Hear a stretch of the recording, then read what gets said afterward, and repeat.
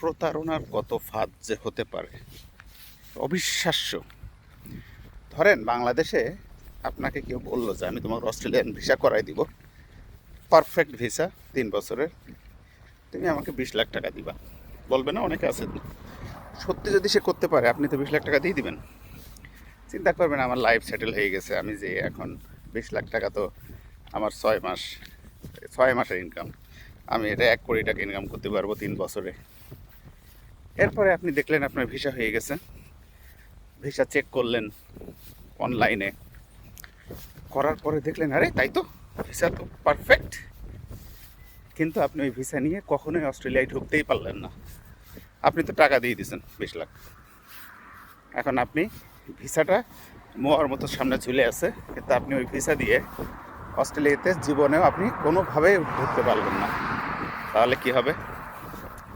হ্যাঁ, এই ধরনের প্রতারণাও শুরু হয়েছে রিসেন্টলি, এবং তার প্রমাণ আমার একজন আর কি সকালে আজকে আমি একটা ভিডিও পোস্ট করছি এর আগে, খুব এক্সাইটেড হয়ে, কারণ আমি নিজেও অত ডিটেল জানতাম না। পরে মনে হলো ভালো করে স্টাডি করে দেখি তো ভিসাটা। পরে সব কিছু যখন জানতে পারলাম আমার খুব মন খারাপ হলো ওই ভাইটার জন্য। ওই ভাইকে আমি ফোন দিলাম, আমি সাধারণত ফোন দিই না কাউরে, ফোন ধরিও না এইভাবে, কিন্তু ওই ভাইকে আমি ডাইরেক্ট ফোন দিলাম, দিয়ে 15-20 মিনিট ধরে তাকে এক্সপ্লেন করলাম, ভাই টাকা দেওয়ার আগে আপনাকে কয়েকটা নির্মম সত্য কথা বলতে চাই, এগুলো আপনাকে শুনতে হবে। এরপর আপনি যদি তাকে টাকা দিতে চান দেন ভিসার জন্যে, কিন্তু আপনি কি কখনো অস্ট্রেলিয়াতে আসতে পারবেন? এইটাকে চিন্তা করে দেখেন। তো সব শোনার পরে সে তো একেবারে স্ট্যাচু হয়ে গেছে, বলেন কি, এই সম্পর্কে তো আমার কোনো আইডিয়াই ছিল না। তো সেগুলোই আপনাকে এখন আমি বলতে যাচ্ছি। সো হয়েছে কি, সাবক্লাস 988 তাকে গ্রান্ট হয়েছে। তাই আমি প্রথমে খুব এক্সাইটেড, পরে আমি যখন স্টাডি করলাম যে হোয়াট ইজ দিস ভিসা, এই ভিসাটা আসলে কি, তারপরে আমি দেখলাম এই ভিসা বেসিক্যালি কেউই তো অ্যাপ্লাই করে না। মানে আমার কোনো ফ্রেন্ড কখনো শুনিনি এই ভিসাতে অ্যাপ্লাই করতে। কে এমন এই ভিসা পেলো এবং এত কুইকলি তাকে করে দিল, সে কিছুই জানে না মানে এই ভিসা রিলেটেড জিনিস, অথচ তার ভিসা হয়ে গেছে। আমি নিজে চেক করছি অনলাইনে, ভিসা ইজ পারফেক্ট। পরে দেখা গেল এই ভিসা আসলে এমন একটা ভিসা, এই ভিসার সামনে একটা ওই মোয়া ঝোলানোর মতো ভিসা আর কি। কীরকম? আপনাকে এই ভিসাতে অস্ট্রেলিয়ায় ঢুকতে গেলে আপনাকে ইন্টারন্যাশনাল জাহাজের ক্রু মেম্বার হিসেবে ঢুকতে হবে।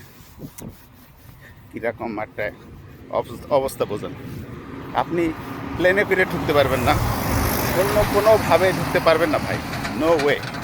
স্পষ্ট লেখা আছে এই ভিসার কন্ডিশনে, যখন তোমার এই ভিসা হয়ে যাবে কী করতে পারবা তুমি, এটা আছে ওদের ওয়েবসাইটে লেখা আছে অস্ট্রেলিয়ার।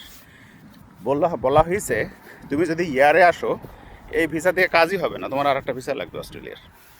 তাহলে এই ভিসাটা অনলি তখনই তুমি অস্ট্রেলিয়ায় ঢুকতে পারবা যখন তুমি একটা জাহাজের চাকরি করো, জাহাজের ক্রু মেম্বার। ওই জাহাজটা মালয়েশিয়া থেকে বা সিঙ্গাপুর থেকে অস্ট্রেলিয়াতে আসতেছে অনেক ধরনের মালপত্র নিয়ে। এখন ওইটা ধরেন মেলবোর্নে যে পোর্ট আছে, পোর্ট মেলবোর্ন, ওইখানে ল্যান্ড করছে, ওইখানে থামাইছে। এবার মাল আনলোড হবে, আবার কিছু মাল লোড হবে, সব মিলিয়ে 3 মাস লাগবে। তখন ওর ক্রু মেম্বাররা এই ভিসা দিয়ে অস্ট্রেলিয়াতে ঢুকতে পারবে, থাকতে পারবে ওই 2-3 মাস, তারপর আবার ওই জাহাজে করে ফিরে যেতে হবে। সো অস্ট্রেলিয়াতে ঢোকার এবং বেরোনোর একটাই রাস্তা, ওই ইন্টারন্যাশনাল জাহাজ। এখন অনেকে প্রশ্ন করতে পারে, ভাই ইন্টারন্যাশনাল জাহাজ তার মানে কি আমি এরম করতে পারবো? ধরেন আমি অস্ট্রেলিয়াতে এই ভিসা আমি পালাম, সহজেই পেয়ে যাচ্ছি, এই ভিসার জন্য কোনো টাকাও খরচ হয় না, অস্ট্রেলিয়ার গভর্নমেন্ট ওয়েবসাইটে লিখছে 0 মানি। তো ধরেন আপনি এই জাহাজে অ্যাপ্লাই করলেন, এই ভিসা অ্যাপ্লাই করতে গেলে আবার নিয়ম হচ্ছে আপনাকে ক্রু মেম্বার হতে হবে। তার মানে ওই যে গ্রুপ যারা এই ভিসার জন্য কাজ করতেছে, লক্ষ লক্ষ টাকা নিতেছে মানুষের কাছ থেকে, ওরা কি করছে, ওরা দেখাইছে তাদের একটা XYZ ইন্টারন্যাশনাল জাহাজ আছে, সে জাহাজের আপনি একজন ক্রু মেম্বার, ঠিক আছে, ওই ডকুমেন্ট সে বানিয়ে অস্ট্রেলিয়ার কাছে পাঠাচ্ছে, অস্ট্রেলিয়া ওকে এই ক্রু মেম্বারের ভিসা দিতেছে। এখন ওই ভিসা নিয়ে সে এখন ওই লোকের কাছে টাকা নিয়ে নিতেছে, একবারের জন্য বলতেছে না যে এই ভিসাতে তুমি ঢুকতে পারবে না, এই শিপ ছাড়া।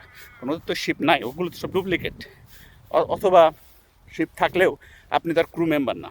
এখন যদি আপনাকে ওই শিপের ক্রু মেম্বার হিসেবে অস্ট্রেলিয়ায় নিয়ে আসে শিপে করে মালয়েশিয়া বা ইন্দোনেশিয়া থেকে, তাহলে হয়তো বা আপনি অবশ্যই এদেশে ঢুকতে পারবেন। কিন্তু এখান থেকে তো বেরোতে হবে আপনার। আপনার যখন বেরোনোর রেকর্ড থাকবে না ক্রু মেম্বার হিসেবে, তখন তো ওই শিপের ফায়ার করে দেবে অস্ট্রেলিয়ার গভর্নমেন্ট। সো কোনোভাবেই আপনি 2 নম্বর কোনো ওয়েতে অস্ট্রেলিয়াতে আসার কোনো সুযোগ নাই।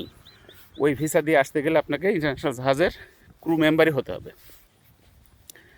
তো অবাক হয়ে গেলাম যে কি অবস্থা বলেন তো পৃথিবীর। হ্যাঁ, একটা মানুষ, তাকে একটা ভিসা করে দিয়ে বলতেছে ভিসা হয়ে গেছে। দেখেন, সত্যি সত্যি ভিসা হয়েছে, কিন্তু সেই ভিসাটা দিয়ে আপনি কোনোভাবে আসতে পারবেন না। যাক, যে কথা বলতেছিলাম, এখন আপনি ধরেন জাহাজে করে, প্লেনে করে অস্ট্রেলিয়ায় না এসে অস্ট্রেলিয়ার পাশে পাপুয়া নিউগিনি বা আরও কয়েকটা স্টেট আছে, ওখানে ছোটো ছোটো দেশ আছে, ল্যান্ড আছে, আইল্যান্ড আছে, ওইখানে ল্যান্ড করলেন, লিগালি আসলেন। ধরেন ওইসব ধরে নিলাম ওইসব দেশে ভিজিটিং ভিসা আসা খুব সহজ।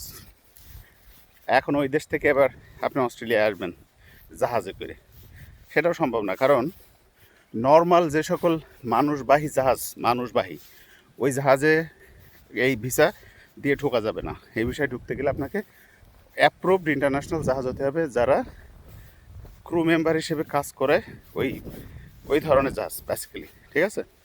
সো মোট কথা, আপনি একটা সাধারণ মানুষ হিসেবে ঢুকতে পারবেন না জাহাজে এসে, আপনাকে একটা ক্রু মেম্বার হিসেবে ঢুকতে হবে ওই জাহাজের। সো এই হচ্ছে আপনাকে বললাম। এখন আপনি বলেন, এই ভিসার জন্য আপনি কি 1 টাকাও দিবেন?